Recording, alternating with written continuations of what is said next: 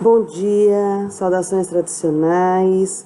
Sou a Lorixá Adriana de Omulu e estou aqui para a segunda parte do que a gente veio discutindo no primeiro encontro, que foi sobre o Holocausto da Escravidão. Bom dia, família, paz e bem, e que hoje seja um dia auspicioso para nós. Hoje eu vou começar esse podcast lendo uma carta para vocês, que foi uma carta publicada na Virgínia em 1712. Então, começarei com ela. Senhores, eu saúdo vocês aqui, presentes nas beiras do rio James, no ano de 1712, do nosso Senhor. Primeiro, devo agradecer a vocês, senhores da colônia da Virgínia, por me trazerem aqui. Um minutinho. Estou aqui para ajudá-los a resolver alguns dos meus problemas com escravos. O convite de vocês chegou até mim lá na minha modesta plantação nas Índias do Oeste, onde experimentei alguns mais novos e outros ainda velhos métodos de controle de escravos. A antiga Roma nos invejaria se o meu programa fosse implementado. Assim que o nosso navio passou ao sul do rio James, nome do nosso ilustre rei, eu vi o suficiente para saber que o problema de vocês não é único. Enquanto Roma usava cordas e madeira para crucificar grande número de corpos humanos pelas velhas estradas, vocês aqui usam as árvores e cordas. Eu vi um corpo de um escravo morto balançando em um galho de árvore a algumas milhas daqui. Vocês não estão só perdendo estoques valiosos nesses enforcamentos. Estão tendo também levantes, escravos fugindo, suas colheitas são deixadas no campo tempo demais para um lucro máximo. Vocês sofrem incêndios ocasionais. Seus animais são mortos. Senhores, vocês conhecem seus problemas. Eu não estou aqui para enumerá-los, mas para ajudar a resolvê-los. Tenho comigo um método de controle de escravos negros. Eu garanto que se você implementar de maneira certa, controlará os escravos no mínimo durante 300 anos. Meu método é simples e todos os membros da família e empregados brancos podem usá-lo.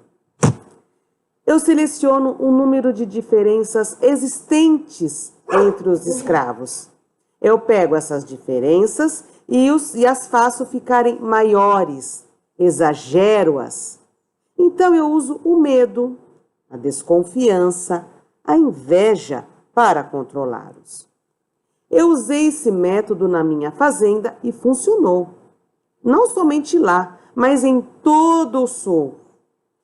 Pegue uma pequena e simples lista de diferenças e pense sobre elas. Na primeira linha da minha lista está a idade. Mas isso só porque começa com a letra A. A segunda linha coloquei cor ou nuances. Há ainda inteligência, tamanho, sexo, tamanho da plantação, status da plantação, atitude do dono, se mora no vale ou no morro, leste ou oeste, norte ou sul. Se tem cabelo liso ou crespo, se é alto ou baixo. Agora que você tem uma lista de diferenças, eu darei algumas instruções, mas antes eu devo assegurar que a desconfiança é mais forte do que a confiança e que a inveja é mais forte do que a adulação, o respeito e a admiração. O escravo negro, após receber esse endoutrinamento ou lavagem cerebral, perpetuará ele mesmo e desenvolverá esses sentimentos que influenciarão seu comportamento durante centenas, até milhares de anos, sem que precisemos voltar a intervir.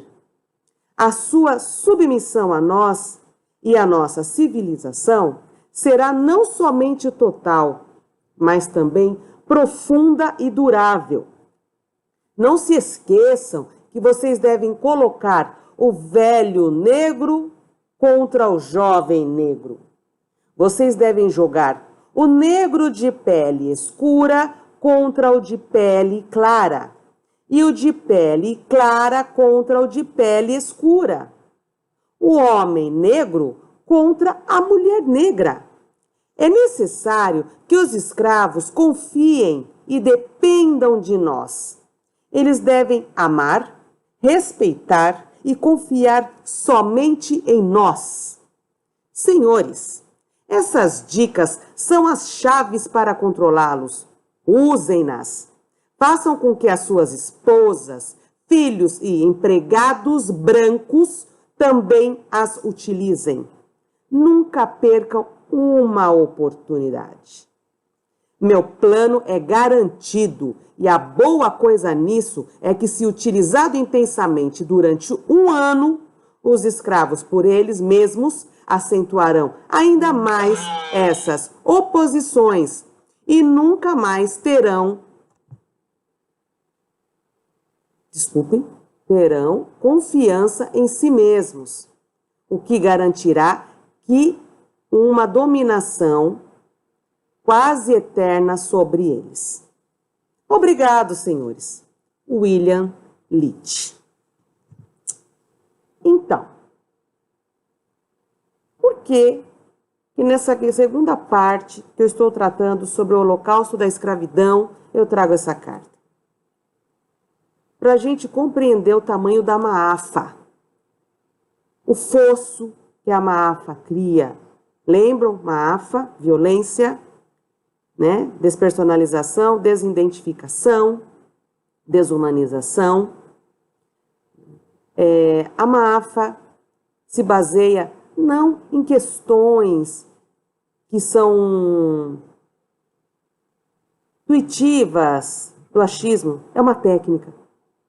É uma técnica para garantir subserviência, para garantir que um grupo que se encontra, que se entende, que no seu estado de pertença se compreende superior a um outro grupo, garanta a manutenção deste processo.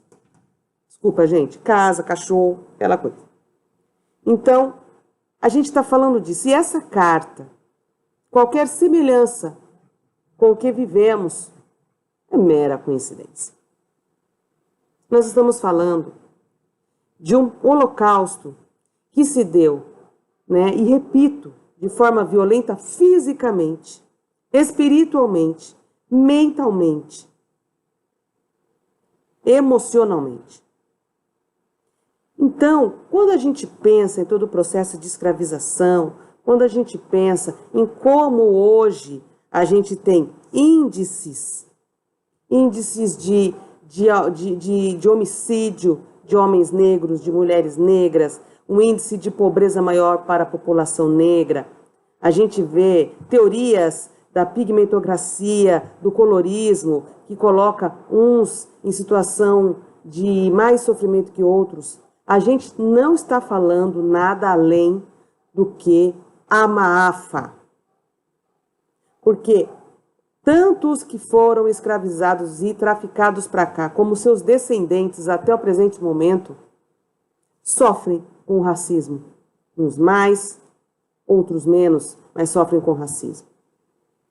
E aí, quando você implanta entre aquele próprio grupo desconfianças, inveja e tudo que foi colocado nessa carta, sim, você não precisa mais se preocupar. Então, nós estamos falando de processos extremamente cruéis, extremamente maldosos, no nível do ápice da maldade. Eu não consigo nem pensar o que é o ápice da maldade, porque para mim o ápice da maldade estava em atos de psicopatas. E quando a gente olha para todo o processo, tudo o que acontecia dentro desse período escravagista, ou seja, que o modo de produção era escravista e escravagista, A gente pensa em seres humanos e como eles foram tratados, né, e seus descendentes são tratados a partir deste lugar. Nós estamos falando desses processos. Então, quando a gente olha para o sistema carcerário de maioria absoluta de população negra e não consegue entender que não se trata de naturalizar, e nem é por aí, na verdade, naturalizar o homem negro, a pessoa negra como naturalmente má, como eu já ouvi, mas é a condição em que as coisas se dão, milimetricamente pensadas, para que uma população entenda que o lugar dela é sempre numa situação de inferioridade, que ela está para um outro grupo, para simplesmente fazer com que aquele grupo continue na condição de privilégios e de uma vida mais tranquila, mais segura. E quando a gente olha para o que hoje nós vemos de exploração de mão de obra, de um regime análogo à escravidão, do que nós estamos falando? Então, trazer essa carta hoje é para que a gente comece a compreender que esses processos, eles se dão em todos os âmbitos, em todos os espaços, em todos os lugares. A gente está falando da agressão, da violência em relação ao nosso alimento tradicional, da agressão à nossa condição de ser mulher, que é tida e por muito tempo chamada de mulata, como pronta para, né, o sexo, sempre muito insaciável, que é só para isso, né? E de onde vem a palavra mulata? É quando a gente fala que existe diferença entre pretos e negros, né, entre os de peles mais claras e de pele mais escura. A gente está falando de um processo que não acabou, que ele continua, essa manutenção está posta. Por isso eu repito, qualquer semelhança com a atual condição de existência de negros e negras é mera coincidência. Tá, e o que a gente faz com isso?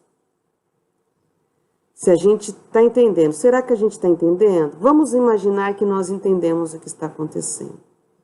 Vamos imaginar que a dor de mães que escolhiam forçosamente matar seus bebês, né, porque com 3 anos eles estavam acorrentados pelo pescoço e pelos pés a um pau, a trabalhar na lavoura, que era a mesma condição que ela estava, e para ela não ver seus filhos nessa condição, ela os matava, só que ele não conseguia lidar com isso, então ela se matava.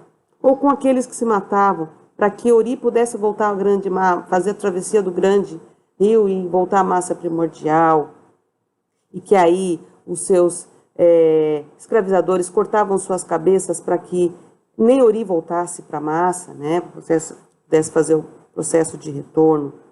Ou quando as mulheres eram mutiladas, porque os maridos das senhorinhas, das sinhazinhas, começavam a se interessar por essas mulheres e as estupravam. Né, as estupravam. E aí, porque elas eram muito bonitas, então mutilavam seus rostos, tiravam pedaços, tiravam orelha, tiravam... Enfim. Quando a gente olha para pessoas que eram forçadamente colocadas numa condição como o homem mais viril, né, mais forte, para poder criar negrinhos fortes para a lavoura, então você tinha uma máquina que colocava, como eu falei no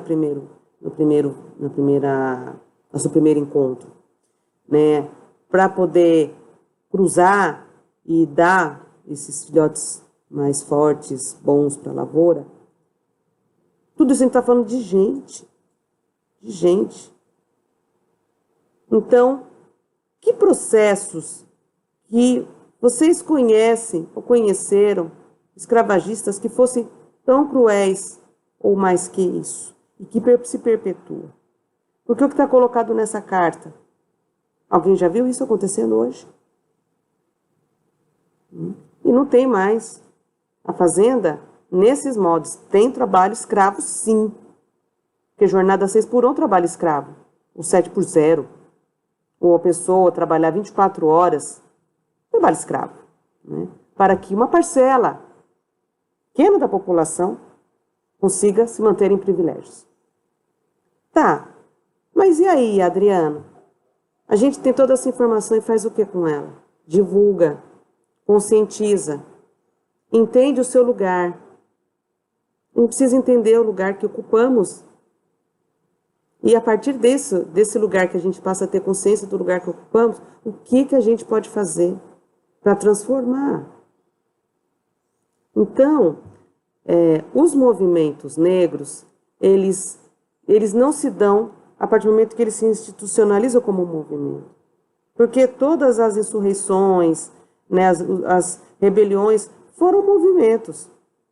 O que a gente tem é uma outra nuance dos movimentos, que se dá com a união de pessoas negras para discutir que lugar nós ocupamos nessa sociedade e que lugar nós queremos ocupar nessa sociedade, que perpassa ao levantar, ao apresentar tudo que é vivido, ao colocar as situações, o que nós podemos transformar, revolucionar, construir.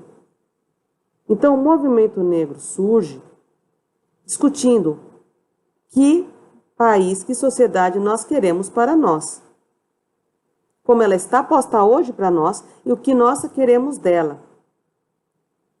Então, a primeira coisa que passa é, sim, eu sou negro, eu sou negra, e me orgulho, porque a minha transcendência, a minha ancestralidade, ela se dá no lugar de realeza, de seres humanos que construíram conhecimento, a primeira universidade do planeta em solo africano. Né? E todo o conhecimento filosófico, sociológico, matemático, científico, astrológico, se deu em solo africano. Então, do que é que nós estamos falando, na verdade? Então tá, se temos essa consciência, o que fazer a partir disso? E a partir daí, mesmo dentro do movimento negro, que nós precisamos não levantar as diferenças para criar o fosso, mas entender que dentro desse sistema e da forma como as coisas se organizam, nós temos grupos que, com todo o sofrimento que a própria parcela negra da sua população vive, aquele grupo vive uma violência maior. Por quê? Porque ela se enquadra numa intersecção de discriminações, preconceitos, que a levam a sofrer de todos os lados. E aí nós estamos falando de mulheres negras. E aí ela é mulher, ela é negra. Se ela for de matriz africana, ela é de matriz africana. Se ela for lésbica, né, ou mulher trans, ela também vai para sofrer um outro tipo de violência. Se ela tiver alguma deficiência, mais uma coisa para colocar nesse pacote. Então, essas interseccionalidades que faz com que a gente perceba que existem grupos que recebem, que sofrem uma violência no nível maior por conta de que ela, por si só, carrega diversas questões das quais, numa sociedade como a nossa, que é patriarcal, que é judaico-cristã e que é neoliberal, né, capitalista, colonialista, ela vai, que é colonizada, imperialista, hoje uso o termo imperialista, né, ela sofre com todas essas intersecções a partir do momento que ela é e existe. No nosso caso, o nosso recorte é a matriz africana, porque esse processo dessa carta que eu acabei de ler faz com que os nossos e nossas reneguem a sua ancestralidade africana e passem a adorar, venerar, louvar, cultuar deidades que não seus ancestrais, não sua ancestralidade. E a partir desse lugar, sentir-se num lugar de pertença onde na verdade não pertence. É dura essa fala, mas é uma realidade. E o que a gente precisa não é olhar para ela como um fosso, como uma grande ferida, mas é a partir daí quais políticas e quais lutas e como a gente vai encampar essas lutas e essas políticas. E isso fica para o próximo encontro. Então, a gente se vê lá. Até mais. Muito obrigado por me ouvirem, mesmo com essa loucura toda de muito calor, de cachorro latindo e tudo mais. Um grande beijo no coração de todo mundo e que o Molu abençoe a todos.